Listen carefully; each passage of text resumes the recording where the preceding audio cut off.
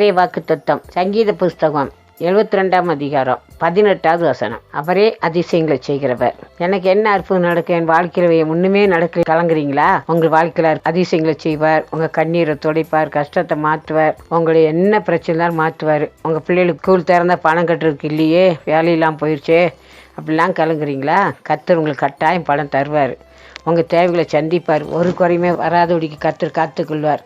நீங்கள் என்ன செய்யணும் தெரியுமா? ஒவ்வொரு நாளும் ஆண்டவர் நோக்கி நம்ம கண்ணீரோடு செபிக்க வேண்டும். செபிக்கும் போது உங்கள் வாழ்க்கையில் பெரிய காரியத்தை செய்வார். அவரால் முடியாத காரியம் உலகத்தில் ஒன்றுமே கிடையாது. அவர் நிச்சயமாக செய்வார். உங்களுக்கு வாழ்க்கையில் அற்புதத்தை செய்வார். யோபின் புஸ்தகம் 9ஆம் அதிகாரம் 10வது வசனம். எண்ணி முடியாத அதிசயங்கள். அதிசயம் போது இயற்கைக்கு மேற்பட்ட காரியம். எண்ணி முடியாத அதிசயங்களை உங்கள் வாழ்க்கையில் செய்ய போகிறார். நிச்சயமாக உங்கள் கண்ணீர் துடைக்க போகிறார்.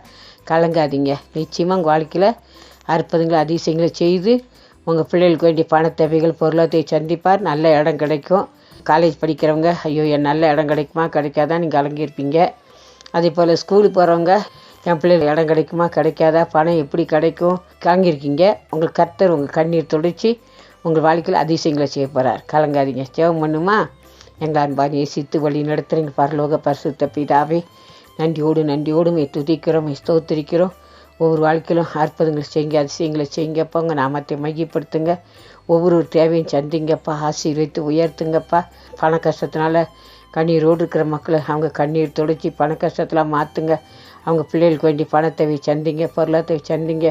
ஸ்கூல் ஃபீஸ் கட்டணுன்றே அப்பாவை துதிக்கிறோம். அதுக்கு வேண்டிய தேவைகளை சந்திங்க. நல்ல காலேஜ் கிடைக்கணும்.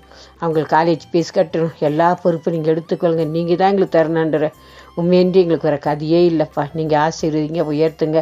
உங்கள் பிள்ளைகளுடைய கண்ணீரை துடைச்சிருங்க. ஆசீர்வித்து உயர்த்துங்க. எல்லா துதிக்கான மகிமுக்கு செலுத்துகிறோம்.